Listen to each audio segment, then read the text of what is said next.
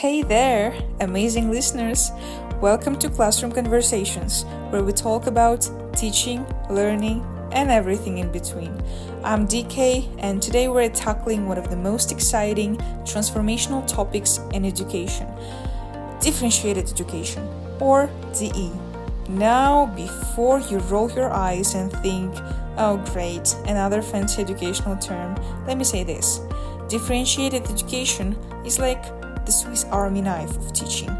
It's flexible, it's cool, and when used right, it can save the day. Trust me, by the end of this episode, you'll want to whip out your DE skills like a pro.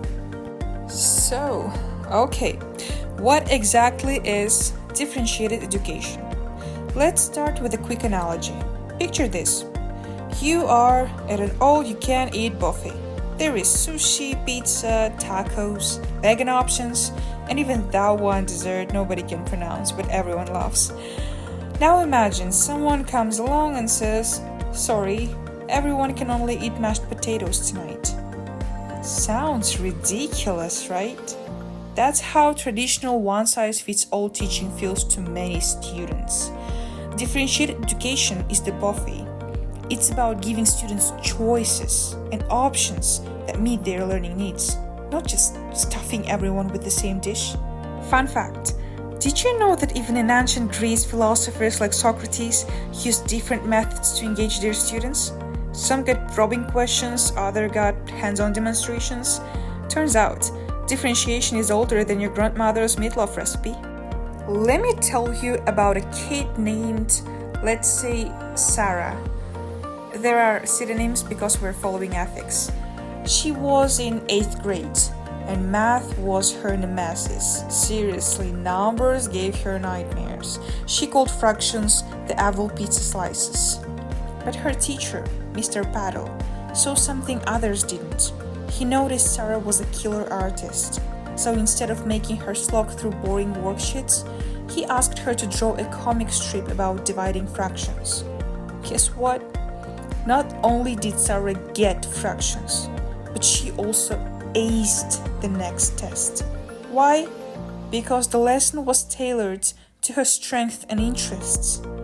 That's differentiated education in action.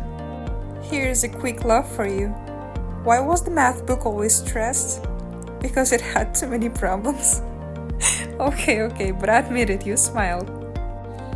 Now, let's get into the juicy part. How do you actually do differentiated education? Here are some strategies sprinkled with a bit of flavor. Firstly, flexible grouping. Think of it like a game of musical chairs, but everyone gets a chair that fits their needs. One group might tackle hands-on science experiments, while another watches a simulation video. Bonus tip: swap groups regularly. You don't want anyone getting too comfy in one spot.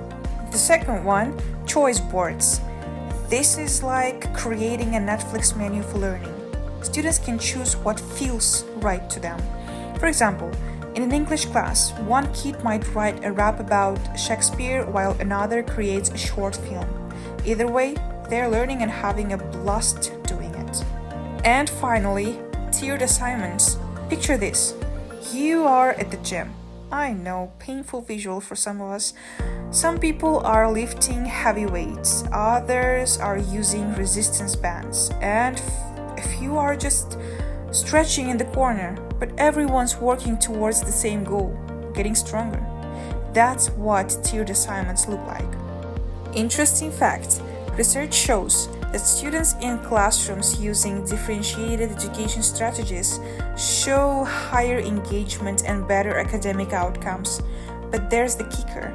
They also report liking school more. Imagine that. Kids actually enjoying school? I want to share one more story that always warms my heart.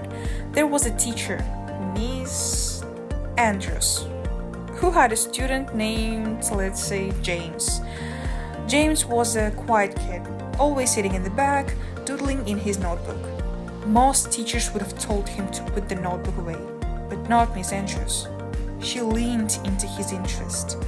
For a history project, she let James create a graphic novel about World War II. His drawings were incredible, and more importantly, James owned his learning. He went from being the quiet kid to the class go-to history expert. This is the essence of differentiated education. It's not just about making lessons different, it's about making students feel seen. And when kids feel seen, they do extraordinary things. Here's a little light joke to end this section. Why did the teacher wear sunglasses in the classroom? Because her students were so bright. So, here's your challenge. Whether you are a teacher, a parent, or just someone passionate about learning, think about how you can bring a little differentiated education into your world. Maybe it's giving your team at work a choice of tasks or letting your kids pick how they want to learn a new skill. And remember, differentiated education isn't about making things easier. It's about making things better, richer, and more meaningful for everyone involved. If you enjoyed this episode, please share it with your friend, a colleague, or even your dog if they're into podcasts. Let's keep the conversation going. You can find me on social media that I have left below, and I'd love to hear your thoughts or your own differentiated education stories or experiences. Thank you for listening to Classroom Conversations. Until next time, keep believing in the power of every student, and don't forget to add a little humor to your day. Take care and happy teaching. Goodbye.